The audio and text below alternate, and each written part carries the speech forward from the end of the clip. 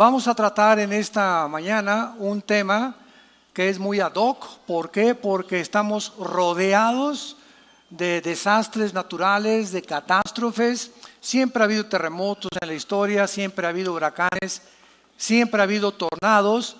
Sin embargo, no con la consistencia y como han convergido en los últimos años en el mundo a nuestro alrededor. Ni tampoco tan devastadores ni con la fuerza con la que están azotando a las diversas naciones y continentes en el mundo. La increíble cantidad de tragedias que en los últimos años han azotado el mundo han llenado de sorpresa, de consternación a millones de personas. Y tenemos, por ejemplo, el tsunami, ¿se acuerdan de Indonesia? 300,000 almas ahogadas. Recuerdo en aquel tiempo cuando nos entrevistaron en diferentes programas de televisión, de radio. Oiga, ¿qué nos contesta usted o por qué Dios permitió en el tsunami de Indonesia que murieran casi el 45% menores de 12 años de edad? ¿Hay respuestas en la Biblia? Claro que las hay y es lo que vamos a abordar. El ataque a las Torres Gemelas en el año 2001, en septiembre, 3,000 personas muertas, quemadas, sepultadas bajo cientos de toneladas de escombros, cuando 2 aviones que estaban tripulados por 19 terroristas árabes fueron y las dirigieron como misiles en contra de estas 2 torres. El huracán Katrina en 2005, ¿verdad? En Nueva Orleans, que casi acaba y arrasa con el puerto de Nueva Orleans. El terremoto de Chile, casi de los últimos que acaban de ver, que movió la inclinación del eje de la Tierra. Esto es impresionante, nunca había sucedido. El terremoto en Haití, la ciudad de Puerto Príncipe completamente devastada. Y ahora tenemos en este año el huracán Harvey en Houston. Gracias a Dios que en Dallas no nos llegó. Llegó en toda la costa del Golfo de México, del Atlántico. Houston, la mitad de la ciudad o más de la mitad completamente inundada. Imagínate levantarte en la mañana, que el agua te llegue simplemente al nivel de las rodillas. ¿Qué haces? Con toda la basura que se desparramó por todas las aguas, los botes de basura, las infecciones, hasta los lagartos se metieron, víboras, culebras. Nadie podía meter las manos al agua sin antes y agarrar una torta o algo porque estaba infectadísima. ¿Y a dónde voy a ir? Al supermercado nadando? Como voy, no tengo ni siquiera un bote. Voy a la farmacia, necesito pañales para mi hijo o leche. De veras, ustedes no tienen idea lo que se vivió en Houston en los últimos semanas. Y ahora, ¿verdad? El huracán Irma, que ahorita precisamente está pegando ya en la península de Florida. Parece que se desvió un poco de Miami, va la tormenta tropical en Miami, se dirige hacia Tampa y hacia el norte de la Florida, que están esperando más de 7, escuchen esto, 7 millones de evacuados. ¿Saben ustedes lo que significa eso? 7 millones de evacuados. Tenemos una persona que nos habló, que nos dijo que simplemente de Miami a Orlando, que no es un viaje como de 45 minutos, hizo 24 horas manejando. De la línea de carros tan despacio, porque toda la gente, ¿verdad?, huyendo hacia el norte, hacia Atlanta, prefiriendo, ¿verdad?, rescatar su vida que poder morir. Todas estas tragedias y todos estos acontecimientos nos tienen que recordar las verdades que vamos a continuar a desarrollar, y todos tenemos que recordar algo en primer lugar. La Biblia dice en Hebreos 9:27 que todos estamos sentenciados a muerte, porque es necesario que todos nosotros muramos, así está escrito, inmediatamente después de que tú mueras y de que yo muera, viene el juicio. No hay transmigración de las almas, no hay reencarnación, no hay purgatorio, no hay un lugar intermedio. En el momento que tú mueras, en la forma que tú mueras, cuando tú mueras y donde tú mueras, inmediatamente te enfrentas con Dios, como juez o como tu Salvador. Este mundo, ¿verdad?, es completamente temporal y frágil. Ahora bien, si tenemos en cuenta que todos tenemos que morir, fíjense cómo cambia la perspectiva cuando venimos a la Biblia que cuando estamos lejos de Dios. Si tenemos en cuenta que todos tenemos que morir, cuando mueren 50 personas juntas en un avionazo, cuando mueren 15,000 personas juntas en un terremoto, o cuando mueren 200,000 personas como en Indonesia juntas por la inundación, se le llama tragedia. No se le llama tragedia cuando morimos individualmente. Todas esas personas en Indonesia, en las Torres Gemelas, las que murieron en Houston, las que van a morir por los huracanes, todos teníamos que morir de alguna forma. Pero en el momento que es algo que nos rodea, le llamamos una tragedia. Porque todos quisiéramos morir en una cama, con una enfermera guapa, con aire acondicionado, con un plasma de televisión ahí en tu cama y que dijeras, adiós mundo cruel, ya nunca te veré. Sin embargo, no es así. Entonces tenemos que recordar que la forma como tú y yo vamos a morir no depende de nosotros. Ya sea un avionazo en la panza de un tiburón, un ladrillazo de un terremoto que te cae en la cabeza, un accidente de tránsito, una bala perdida, un asesinato, cáncer, enfermedades, todos tenemos algún día que morir. Así que no nos espantemos cuando las personas mueren. No nos tome por sorpresa porque no puedes tú evitar que ninguna persona viva eternamente. Esta realidad es inevitable porque muchas personas acusan a Dios por la forma como muchos seres humanos mueren. Ahí no tenían por qué morir en ese avionazo. No tenían por qué morir el 45% de los niños en Indonesia que murieron con el tsunami. ¿Sabes una cosa? Cuando yo me puse a investigar acerca de las costumbres en Indonesia y de esos 45% de niños que murieron menores de 12 años de edad, la muerte, escúchame, la muerte de esos niños fue un acto de misericordia de Dios. Si esos niños hubieran quedado vivos, hubieran sido educados en la brujería, en la prostitución, en el tráfico humano y en todas las desgracias que en esa zona del Asia se siguen practicando. Así que Dios en su misericordia se llevó a todos esos niños porque la Biblia enseña que de ellos es el reino de Dios. No, pero hay muchas personas que quieren que esos niños lleguen y sigan sufriendo y llegan a los 30 años y que sufran y que se casen y que se divorcien y que lleguen a los 50 años y que experimenten con el cáncer. ¿Cuántos de nosotros no quisiéramos eso? Ahora, ¿qué cosa es mejor? ¿Morir joven o vivir muchos años? Si es con Cristo, dice Filipenses 1:21 el apóstol Pablo, el morir es ganancia. Y si el vivir, si quedarme en la vida es Cristo, es mucho mejor. Pero así somos nosotros, ¿verdad? Como hay personas que me han hablado, oiga mi hermano, hoy por mi abuelita allá en la Cruz Roja, estamos todos deshechos. ¿Qué edad tiene tu abuelita? 95 años. Pues déjenla que se pinte ya. Hermanos, por favor, oren. Oye, espérame tantito, la pobre señora ya se tenía que ir. Es más, se tardó. Bueno, dichosos los que llegan con salud de esa edad, ¿verdad? Pero queremos que se quede. ¿Para qué quieres que se quede tu abuelita aquí, verdad? Si ella es cristiana, gloria a Dios, va a ser libre. El cuerpo es una prisión.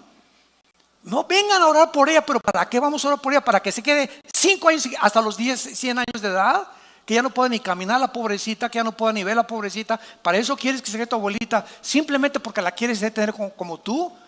La muerte para el cristiano es ganancia. Escapamos, dice la Biblia, bienaventurados los que mueren en el Señor, porque han descansado de sus obras. Entonces vamos a ver claramente por qué ocurren estas tragedias. Número 1, veamos la perspectiva de Dios. Isaías 55, versículos 8 y 9.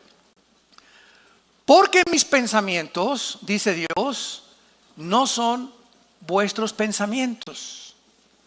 Dice Dios, yo no pienso como tú piensas, Pancho, Carmelita, astrofísico, físico, ateo, escéptico y agnóstico. Yo no pienso como ustedes. Mis pensamientos son muchísimo más altos que la forma como tú ves el mundo, la perspectiva que tú tienes de la muerte, la perspectiva que tú tienes de la vida, la forma como tú ves las tragedias. Entonces, la razón por la cual mis pensamientos son más altos que los tuyos es precisamente una de las razones por las cuales la mayor parte de los ateos, en los 40 años que tengo de compartir el mensaje de la Biblia, he tenido más de 45, 50 ataques y enfrentamientos y debates frente a frente en el radio, en la televisión, con ateos. Y durante el siglo XX, me acuerdo en los 90s, 80s, que fue la cúspide del siglo XX del ateísmo, el 90% de los ateos que hemos debatido durante toda nuestra vida, el 90% de los ateos son personas amargadas contra Dios. Que algo les pasó en su vida, que se enojaron contra Dios porque no pudieron encontrar una respuesta, y como Dios no les contestó porque no sanó a mi hermano, y cuando yo era joven dice que era cristiano, iba a la iglesia y le oré por mi mamacita y mi mamacita se murió, pues ahora ya no creo en Dios.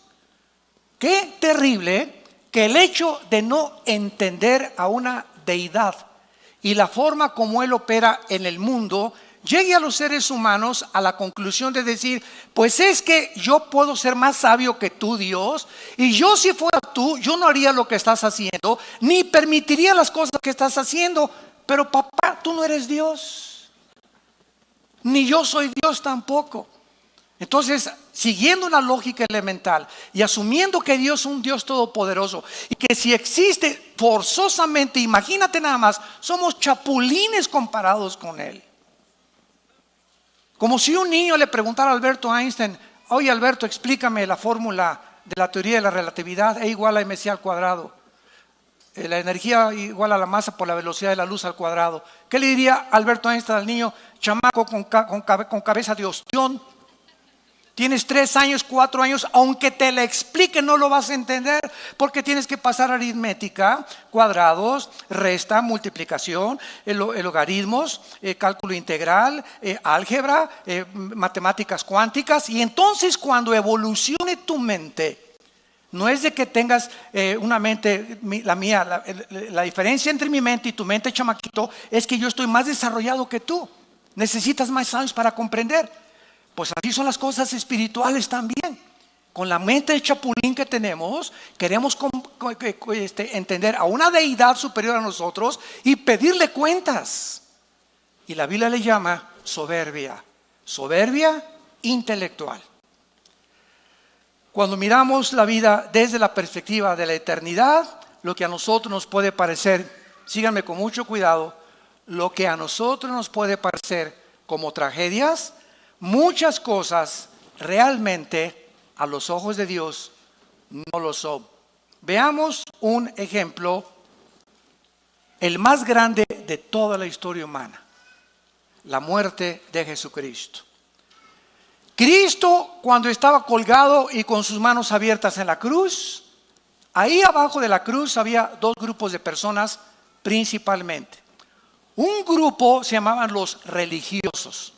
Otro grupo, los griegos, los intelectuales de esa época. Ante los ojos de los religiosos, el hecho que ese hombre colgara en la cruz era una maldición. Porque en el libro de la Torá, en el libro de Deuteronomio, en el Antiguo Testamento, está escrito, maldito el que muere colgado en un madero. Entonces los fariseos chocaron y vieron que eso decía la ley y la experiencia decía otra cosa. No, es que a los ojos de la ley tú eres maldito, tú no puedes ser nuestro Mesías. Era una locura para ellos ni siquiera considerar que la muerte de Cristo era para la salvación de los seres humanos. Y los griegos, por el otro lado, al ver a Cristo colgado en la cruz, de acuerdo a la filosofía griega que dominó 150 años en el siglo de oro antes de Jesucristo, los dioses de Neptuno y los dioses de Zeus y los dioses, los titanes de los griegos, era imposible que en toda la mitología griega pudiera existir ninguna historia en la que un padre o un dios tratara de matar a su hijo o no rescatar a su hijo cuando estuviera sufriendo de manos de los humanos. Entonces Dios en su infinita sabiduría nos dice en la primera carta a los Corintios, y este pasaje fue uno de los pasajes que me ayudaron a mí a convertir mi alma a Cristo antes de que yo mismo era ateo, fui ateo antes de ser cristiano. Y a mí me confundían todas estas cosas, lo mismo que a muchas personas que nos escuchan. Dice en 1 Corintios capítulo 1, versículo 21 en adelante: porque ya que en la sabiduría de Dios, el mundo no conoció a Dios mediante la sabiduría, agradó a Dios salvar a los creyentes por la locura de la predicación. Porque los judíos piden señales, piden milagros, y los griegos buscan sabiduría. Pero nosotros predicamos a Cristo crucificado, para los judíos ciertamente tropezadero, y para los gentiles locura, mas para los llamados, judíos como griegos, Cristo poder de Dios y sabiduría de Dios. Porque lo insensato de Dios es más sabio que los hombres, y lo débil de Dios es más fuerte que los hombres. Vemos nosotros que la muerte de Cristo fue una acción que Dios determinó, que Dios escogió de una forma voluntaria para enloquecer la sabiduría de los seres humanos. Lo hizo a propósito. Entonces, ante los ojos humanos, ese hombre colgado en la cruz era una tragedia. ¿Cómo es posible que las espinas y la sangre, que Dios, si Él es el Hijo de Dios, ¿por qué su Padre dice que su Padre es Dios? ¿Por qué no lo arrebata? ¿Por qué lo dejó que sufriera tanto? Esa era la perspectiva humana, pero detrás de eso que parecía tragedia ante nosotros, se escondía detrás de eso la sabiduría de Dios. Se escondía la mente de Dios. Se escondía el plan más grande de toda la redención humana. Porque Dios escoge lo insensato para nosotros, para tratar de enloquecer nuestra propia sabiduría y nuestra forma de pensar. Porque ningún ser humano, como acabamos de leer, a través de la investigación científica o de un análisis intelectual o clínico o filosófico, nunca un ser humano podría llegar a conocer a Dios. Dios tuvo que bajar del cielo hace 2000 años en la persona de su Hijo Jesucristo. Y Jesucristo tuvo que venir a revelarnos al Padre. Él lo dijo en Mateo 11: nadie conoce a Dios más que el Hijo, y a quien el Hijo lo quiera revelar. Así que el mensaje es el siguiente: cualquier persona que nos escucha que quiera conocer a Dios, nunca lo vas a conocer si antes no conoces a su Hijo. Es Cristo el que reveló al Padre.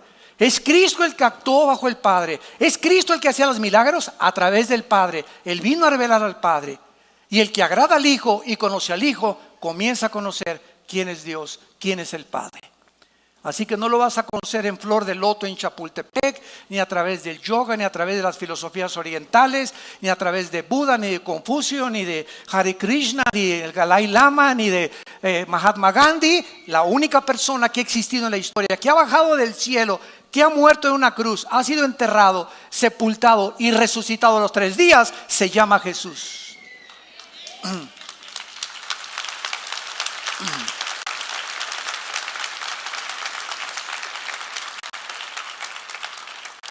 Ahora bien, las catástrofes tienen que ocurrir antes que venga Cristo.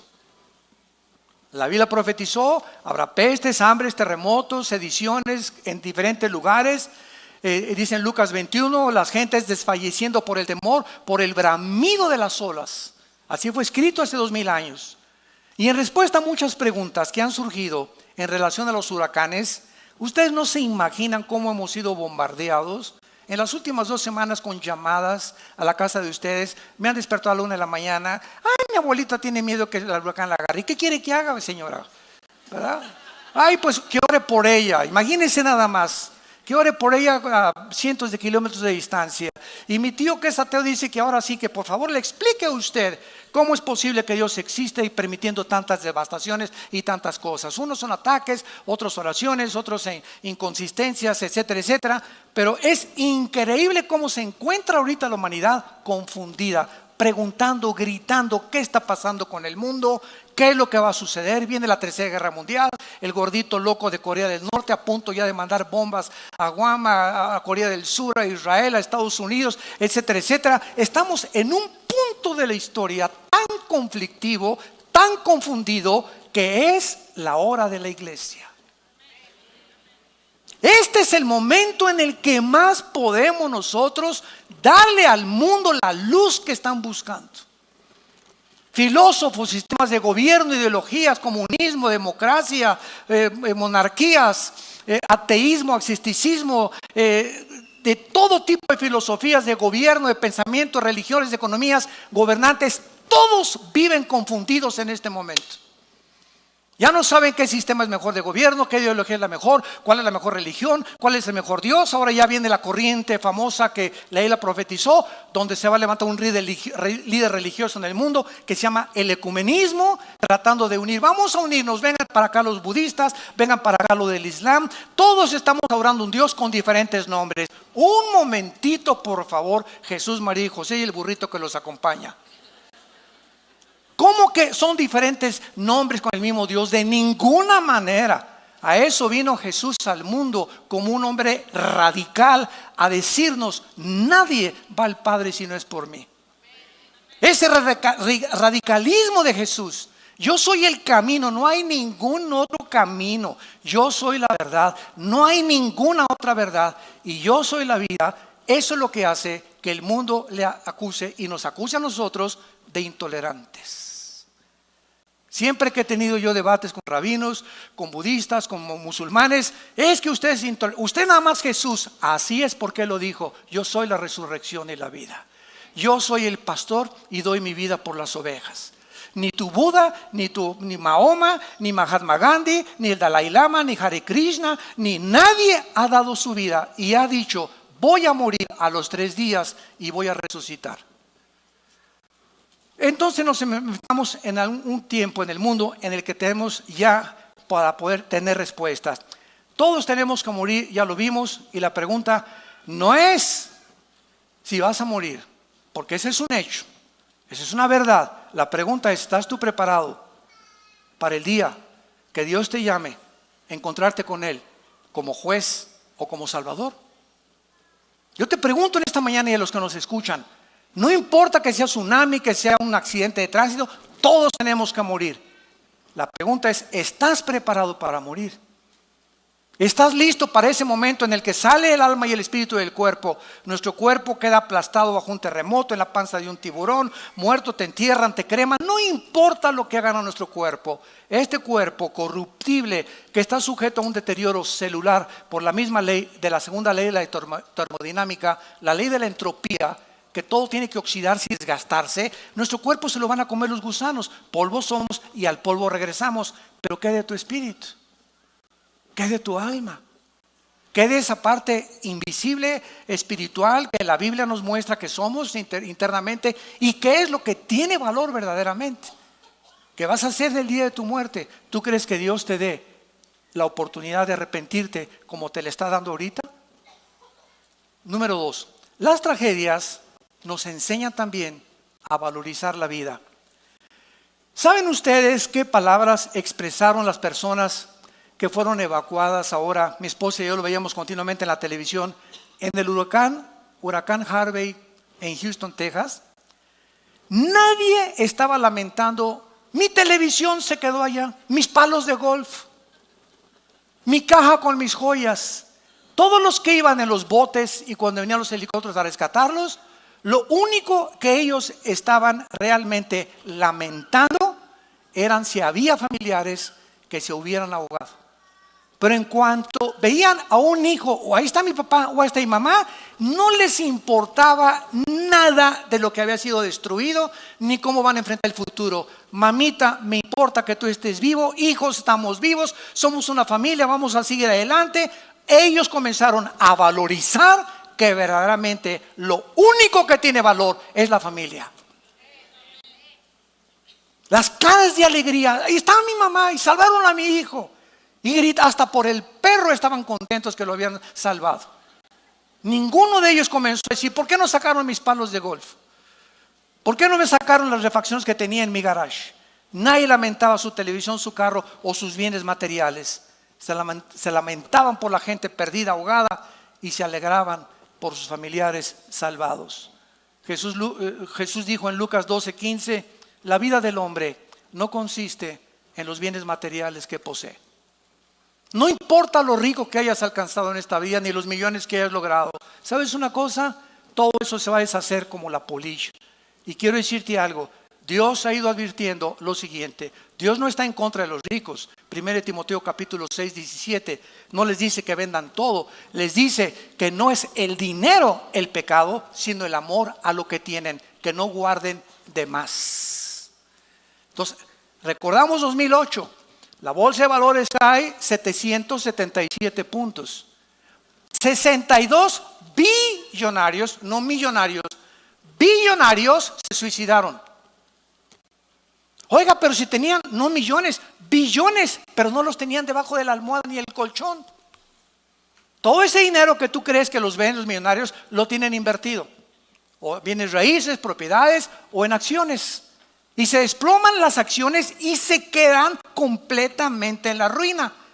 Y como todo su corazón y toda su motivación era el dinero, mientras tuvieran ese dinero, dormían a gusto, desaparece donde tenían puesto su corazón, en una fábrica de ídolos, y cuando el ídolo se derrumba, ellos ya no quieren seguir viviendo. Qué tristeza. Dios deshace como polilla, dicen los salmos, lo más apreciado del hombre. Todas esas personas en Houston, ¿cuándo se imaginaron que de la noche a la mañana, se iban a quedar con los chones con que salieron de su casa? Y no fue eso todo el susto. Escuchen esto: descubrieron días después que las compañías de seguros no aseguran casas por inundación, para acabarla de amolar. La compañía de seguros no hay pólizas, y si tú la quieres comprar te cuesta muchísimo más. Está garantizado contra incendios, un árbol que le caga el techo, una explosión de gas dentro de la casa, pero no por inundación. Así que miles de personas ahora en Houston y en Miami se van a quedar sin casa y van a comenzar de ceros su propia vida. Perdieron sus pasaportes, perdieron sus identificaciones, su seguro social, perdieron todo absolutamente de la noche a la mañana. ¿Estás tú preparado para alguna tragedia de estas? Enfrentarla con la paz que sobrepasa todo entendimiento y decirle: el Señor Dios dio, el Señor Dios quitó, sea bendito el nombre de Jehová. Como lo hizo un hombre en la Biblia llamado Job, cuando de la noche a la mañana perdió sus propiedades, su ganado, sus hijos, y para acabar de amolar le dejó la esposa. Y lo digo de amolar, ¿verdad? No porque sea malo estar casado, simplemente porque la esposa comenzó a maldecir a Dios y comenzó a maldecirlo a Job también. O sea, le dejó la última espina todavía a Job. Pero lo más lindo, ¿verdad?, es que vemos que al final del libro tienen el doble de hijos, le deja la misma esposa, le trajo a Miss Universo y fue un hombre felizmente murió felizmente. Entonces, las tragedias nos enseñan a valorizar la vida. Además, las tragedias unen a toda clase de personas. Los salvavidas, cuando vino ahora el huracán en Houston, no le decían a los que estaban flotando, ahogando: eres del PRI o del PAN, eres blanco o eres negro, tienes feria o no tienes feria, tienes plata o no tienes plata, ¿verdad? Ni de esas cosas. El rescate no era para los ricos, ni para los pobres, ni para los blancos, ni para el partido. Ahí nos damos cuentas de qué forma en las tragedias no hay color de piel, no hay partidos políticos, no hay ideologías, no hay nada. Todos somos seres humanos, creados a la imagen y la semejanza de Dios. Y todas las cosas que nos dividen, tonterías, ¿verdad?, que se llegan a matar porque tú eres de otro partido. Pues tú le vas a las Chivas, yo a la América, y te voy a agarrar botellazos, porque yo soy americanista. Y si sale el camión de la UNAM de los Pumas y sale otro camión, le rompen los cristales y lo voltean porque le ganaron a los Pumas. Qué increíble es el ser humano y de cómo las pasiones combaten dentro de nosotros por minimidades, por tonterías. Y finalmente encontramos también, ¿verdad?, que el mundo no va a funcionar nunca sin Dios. Un desastre como este huracán nos recuerda que este mundo no funciona, pero el próximo sí lo hará. Y ese fue el sentimiento de todos los santos a través de la Biblia. Dice en Hebreos 11, versículo 13, conforme a la fe, murieron todos estos, tanto los mártires como los no mártires, sin haber recibido lo prometido, sino mirándolo de lejos, creyéndolo, saludándolo y confesando que eran extranjeros, peregrinos sobre la tierra, porque los que esto dicen claramente dan a entender que buscan una patria. Pues si hubieran estado pensando en aquella de donde salieron, ciertamente tenían tiempo de volver, pero anhelaban una mejor, esto es celestial, por lo cual Dios no se avergüenza de llamarse Dios de ellos, porque les ha preparado una ciudad. Todos estos hombres que han muerto atrás de nosotros, desde el siglo XX hasta atrás, y que han seguido a Jesucristo, nunca consideraron que esta vida era eterna. Todos aceptaron la perspectiva: soy peregrino en este mundo, mi vida va a pasar así. Los que ya pasamos del quinto piso lo sabemos. Así pasa la vida, pero así. Vemos los nietos, los hijos y nos damos cuenta qué rápido envejecemos. Y comienzas a valorar qué es lo más importante para la vida. Y nos damos cuenta la vanidad, la vaciedad, la falta de propósito y de sentido que la mayor parte de los seres humanos tienen. Todos luchando. ¿Qué vas a estudiar? Una carrera donde pueda haber más feria. ¿Y de quién eres compadre? De mi compadre el diputado, que me va a ayudar a conseguir un puesto para poder seguir robando. ¿Y qué es lo que anhelas en la vida? Hacer dinero, ser como Steve Jobs y fundar una opción como Apple, y ganar dinero por acá, o ser un músico conocido. Y ya cuando alcanzas esto, van a ustedes a concluir como están concluyendo las estrellas de televisión y de cine del siglo XXI. Y lo digo porque es público. Entrevistaron hace poco a Madonna y le preguntaron que qué pensaba ella que pasaba ya de los 50 años de edad, y contestó: sufro de pensar que en el momento que ya no tenga público, ¿qué voy a hacer? Porque mi adrenalina y la forma en la que me sostiene es el público, y sin público yo me moriría. ¿Qué hace un gobernante cuando fue presidente de la República y sale? ¿Ahora qué sigue? ¿Qué sigue? ¿Cuál es el monte a escalar? ¿Cuál es el monte a escalar cuando Elvis Presley descubrió, verdad, de que la vida era fatua, con millones de seguidores, con mujeres, y comienza a drogarse? Michael Jackson y todos los artistas, deportistas, boxeadores, políticos que llegan a los 40, 45 y 50, alcanzaste lo que querías, y después ¿qué? Sigues vacío internamente. ¿Te das cuenta que te falta algo? Porque no hay nada, como dijo Jesús a la mujer samaritana: de esa agua volverás a tener sed, pero el agua que yo te doy será una fuente que salte para ti en vida eterna. El hombre es vano en su forma de vivir. Siempre el dinero y el show, y por aquí, y el fashion, y esto y el otro, y siempre estamos pensando, en nuestras cabezas tan llenas, y de repente, sin que te des cuenta, ¡pum!, llega la muerte.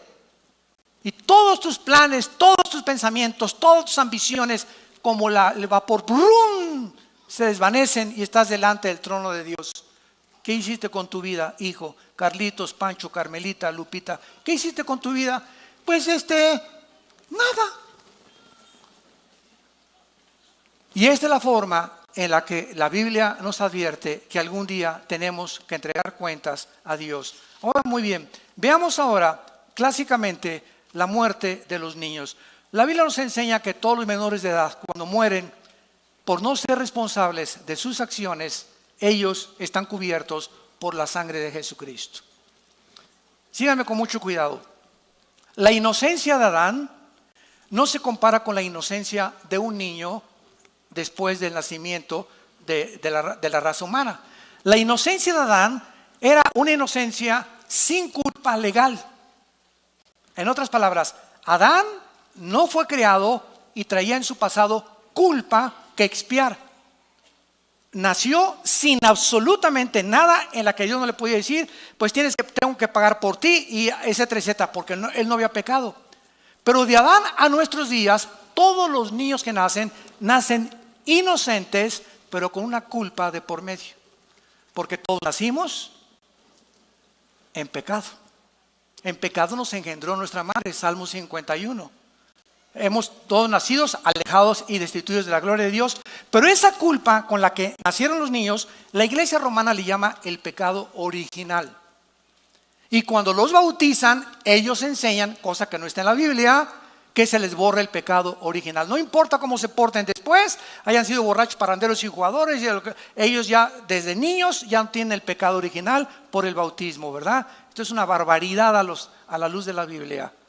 Entonces, ese pecado original, que es el con el cual nacimos, al adquirir conciencia, los niños, 7, 8 años de edad, comienzan a adquirir responsabilidad de los padres para que les den el plan de la salvación y a esa edad rescatarlos de esa culpa para que no crezcan en su adolescencia con ella, que crezcan con Cristo a los 7, 8, 9 años de edad, tal vez ya hasta muchos antes, y poder comenzar a encaminarlos en caminos que conducen a la justicia, la santidad y la verdad de Dios.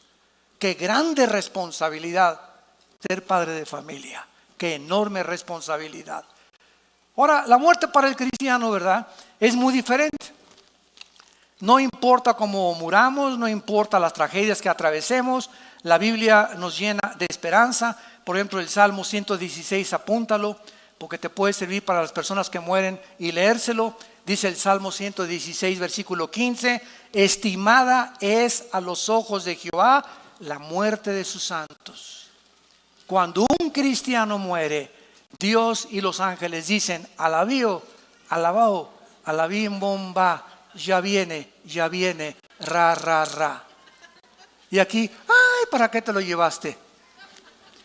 Porque el instinto de sobrevivencia nos hace actuar de esa manera.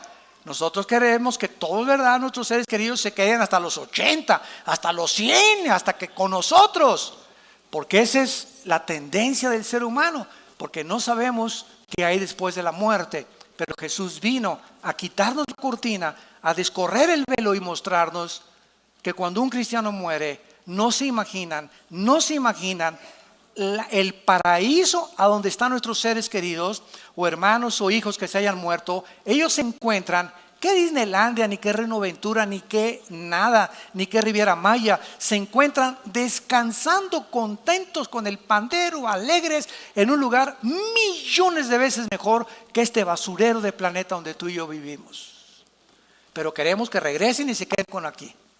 Hay hermanos que también han dicho, hermano, ayúdame a resucitar al muertito. Es cristiano, sí, déjenlo, ¿para qué se va a dar un susto si regresa? Imagínense nada más, ¿no?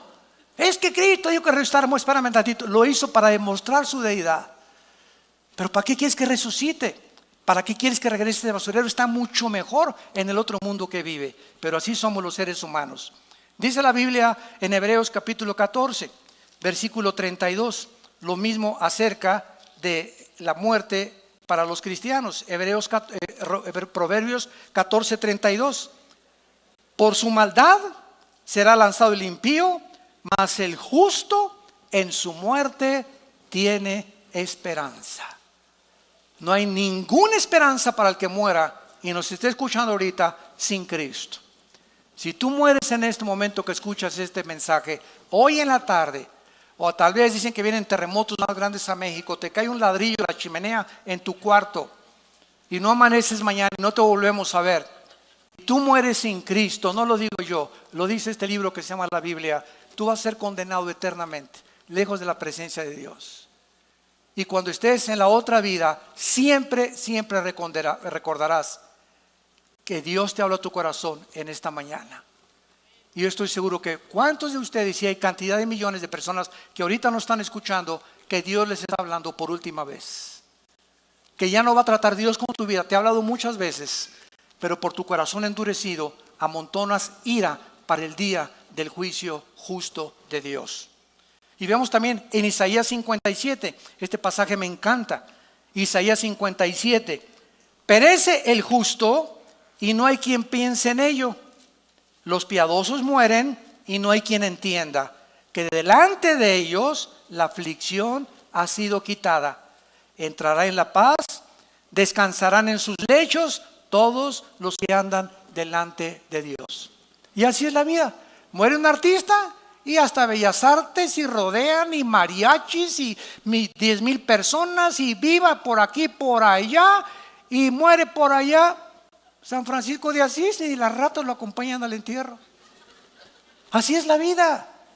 Y muere un presidente, y muere un cantante, y muere este, y muere por aquí, por allá, y las televisiones y todo, y entrevistas, y cómo murió, y murió de un pasonzototote de drogas, murió de un pasontote de alcoholismo, murió porque mató a su esposa, y mató a su esposo, y se envenenaron, o lo que quieras, pero la gente los levanta, y lo que los hombres tienen por sublime, Dios lo tiene como abominación. Y así es la vida. No nos sorprendamos.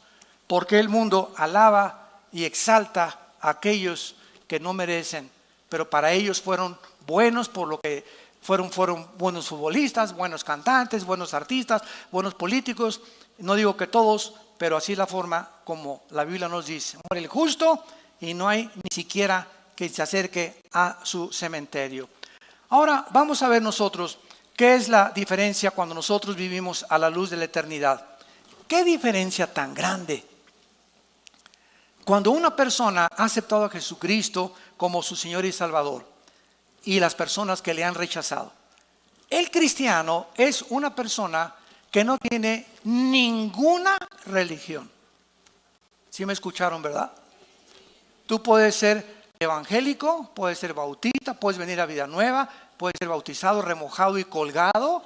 Puede ser mormón, testigo de Jehová, adventista del séptimo día, católico. No me importa el título de la botella que tú le has puesto a tu vida. Unos católicos, otros protestantes, otros mormones, etcétera, etcétera. Cuando venga Cristo, nunca va a haber el título ni la religión a la que perteneces, sino qué está dentro de la botella. Así que no importa el título, que pues yo no soy católico, pues porque me bautizaron y crecí en un lugar católico. ¿Sabes una cosa? Tú puedes ser católico e irte al infierno. Tú puedes ser mormón e irte al infierno. Tú puedes ser evangélico e irte al infierno. No es la religión la que nos salva, entendámoslo por el amor de Dios. Dice 1 Juan capítulo 5, el que tiene al Hijo tiene la vida. El que no tiene al Hijo, aunque tengas la religión que tengas, la religión y la iglesia te va a salvar. El que salva es la persona de Jesús.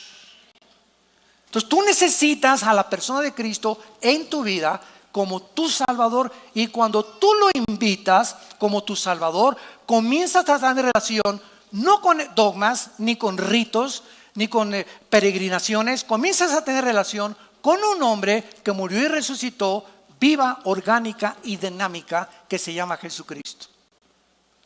Y si tú que me escuchas me dices que tienes una religión y nunca en las mañanas te levantas a tener comunión con Dios en la Biblia, no en el Corán ni en el libro del Mormón, en la Biblia, no tampoco en los libros de Walter Mercado ni los de los gurús, en la Biblia. Si tú no tienes un tiempo en la Biblia diario con Dios, donde tú oras y descubriste que platicas con Dios y Él ya se hizo real en tu vida, tu religión te va a condenar. Porque te vas a morir engañado, creyendo que porque tenías una religión te vas a salvar. Y no es así. Dice en 1 Juan 1, 12 y 13. Mas a todos los que le recibieron, Evangelio de Juan 1, 12 y 13, a los que creen en su nombre, les dio potestad de ser hechos hijos de Dios. Que dice la Biblia que no es cierto que todos somos hijos de Dios. Cuando tú oigas que alguien dice, o un líder cristiano, un líder religioso, es que todos somos hijos de Dios y todas las religiones tienen el mismo Dios, es el mentiroso más grande que tú has oído, disfrazado de ángel de luz. Todos somos criaturas de Dios, pero la Biblia dice que los que reciban a Cristo, a esos, no a todos, a esos Dios les da el poder de llamarse hijos e hijas de Dios. Un día estuve en un convento con unas monjitas, y yo amo las monjitas, ¿verdad? Y me encantan, y también con curas, platicamos con todo mundo, ¿verdad? Y siempre nos debe mover la compasión, la misericordia, porque nosotros antes de ser cristianos, pues navegábamos también en diferentes barcos y teníamos diferentes ideologías. La raíz es la ignorancia de la Biblia. Entonces cuando hablo yo con un religioso, ¿verdad? Como les dije una vez, estaba en un convento y me dice la madre superiora, oiga, doctor Alducin, quiero que ore por mí para recibir al Espíritu Santo. Y había como 7, 8 monjitas detrás de ellas, bien lindas, todas así con la carita, así parecían florecitas, todas así. Y le dije, oiga, ¿qué están haciendo aquí en primer lugar? ¿Cómo que qué estamos haciendo, Silvio? ¿Qué están haciendo aquí encerradas? En un convento. ¿Por qué no salen? Es que aquí estamos buscando a Dios. ¿Dónde sacaron eso? Les dije. ¿Tiene la Biblia? Bueno, busco. ¿Tiene una Biblia? Preguntó la madre superiora. Y no encontraban la Biblia las pobrecitas, ¿no? Bueno, yo llevaba la mía y se las abrí, ¿verdad? Y les dije, si quieren, tráigame la de ustedes, la Torres Amado, la Nácar Colunga, las versiones católicas. Todas dicen lo mismo. Y claramente lo dice, ¿verdad? Que Jesús dijo, id y predicar el evangelio. Pero el diablo las ha engañado y las ha encerrado, porque encerradas, ¿a quién le van a predicar? Se voltearon a ver unos a otras. Ah, pues sí, ¿verdad? Para no hacerse el cuento largo, esa madre superiora ahorita es misionera en el Brasil, cristiana, hija de Dios. Dejó el convento y dejó todo. El Dios le abrió los ojos. Gracias a Dios.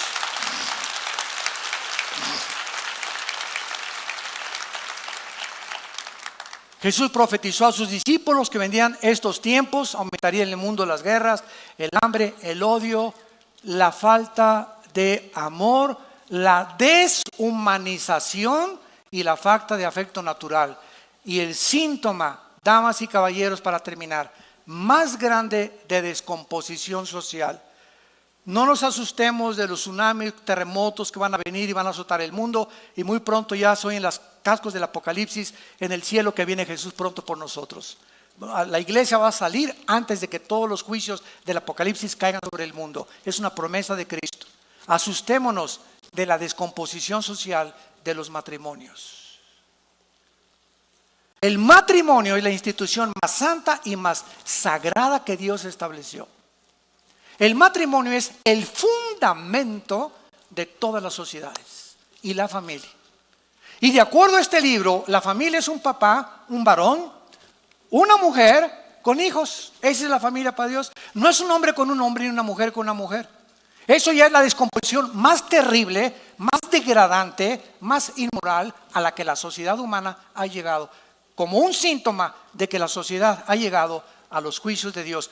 No echemos la culpa a Dios. ¿Por qué muere tanta gente? ¿Y por qué estos terremotos? Veamos el comportamiento y el pecado tan descarado, donde el ser humano está aceptando esto como algo normal. Y no es normal, es pecado. Un matrimonio es entre un hombre y una mujer, un perro y una perra, un gato con una gata, un león con una leona, un caballo con una yegua. No es un caballo con un caballo ni un perro con un perro. Dejemos la Biblia. La naturaleza misma nos enseña la multiplicación de las especies. Por eso hay el género femenino y el género masculino. Eso no fue una obra de la evolución. No es una coincidencia que yo haya nacido con órganos reproductores masculinos y mi esposa femeninos. ¿Para qué? Para unirnos los dos. Un niño necesita una mamá, un niño necesita un papá. No necesita dos mamás y dos papás. Un niño que crezca sin un papá pierde la imagen masculina. Y de acuerdo a estas estadísticas, casi el 60% del homosexualismo es de personas que nacieron en matriarcados, donde en el lugar es la mamá la que manda y el papá está borrado completamente. Y el hijo se identifica con la mamá porque el niño necesita la identidad de un padre. El niño necesita la identidad de una madre. Pero hemos llegado a este grado en el mundo de la sociedad y por eso los juicios de Dios están como nunca van a venir. Porque nos estamos descomponiendo, entendámoslo, nos estamos descomponiendo. Estamos pensando que la economía y esto y que es la moral a lo que Dios le da importancia en la Biblia.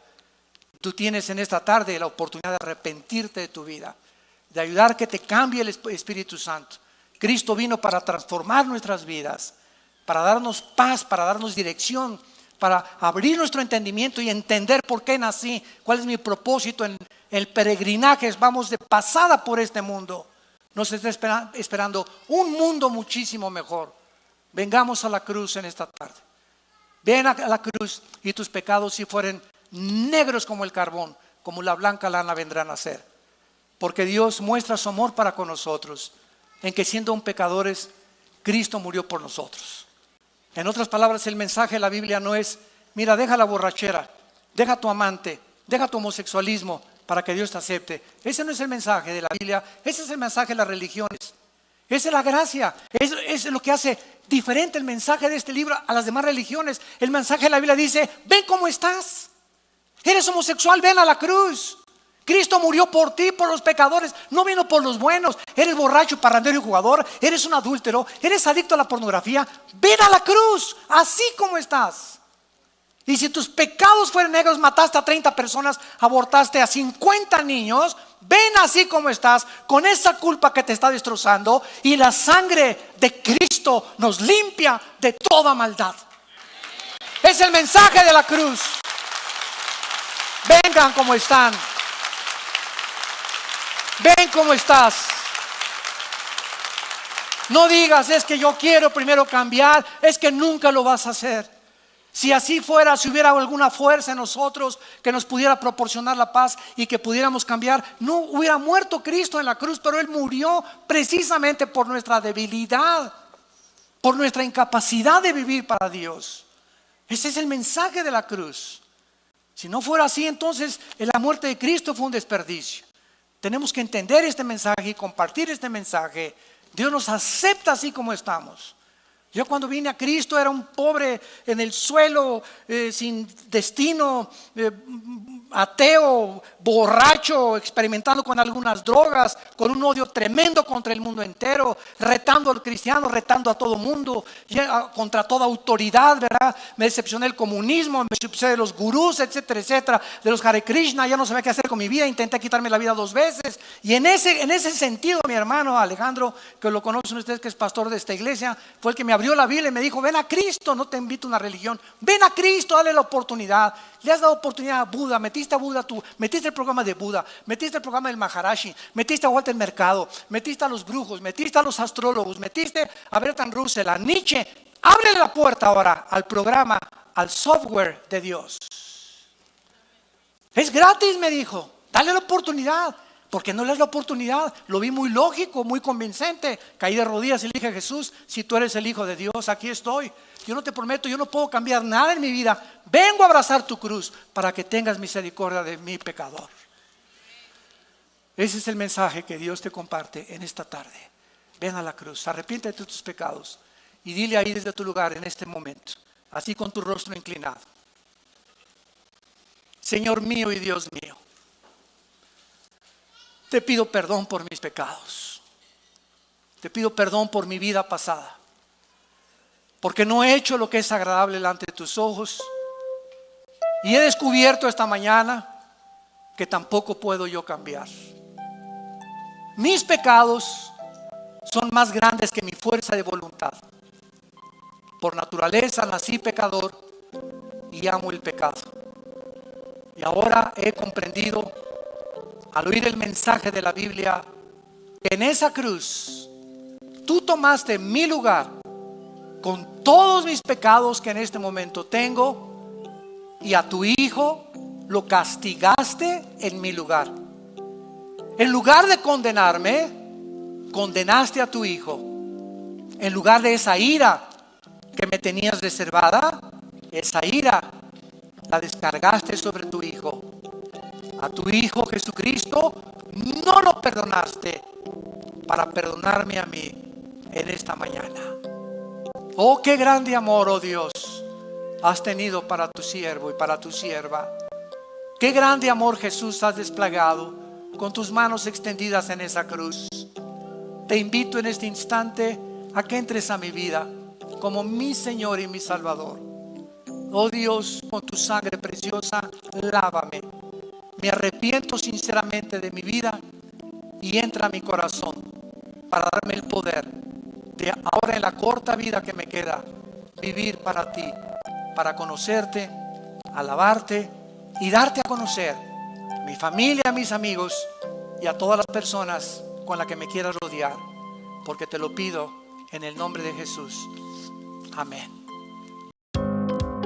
Vida Nueva para el Mundo se sostiene y propaga el mensaje de salvación de Jesucristo gracias a Dios y a tus donativos. Llevemos juntos el Evangelio de Jesucristo al mundo entero.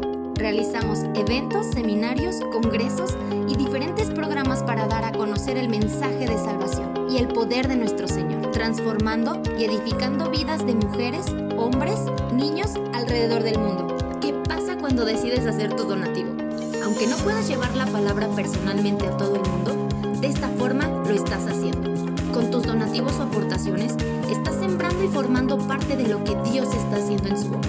Estás ayudando a traer luz a la oscuridad, paz al conflicto y esperanza a los que no tienen ninguna. Dona desde México.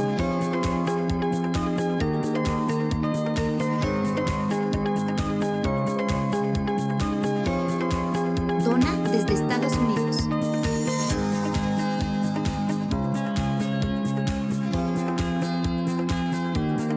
Para el resto de donaciones de otras partes del mundo, www.vidanuevaparelmundo.org.mx/dona. Estamos cumpliendo la gran comisión. Por tanto, vayan y hagan discípulos a todas las naciones, bautizándolos en el nombre del Padre, del Hijo y del Espíritu Santo, enseñándoles que guarden todas las cosas que les he mandado.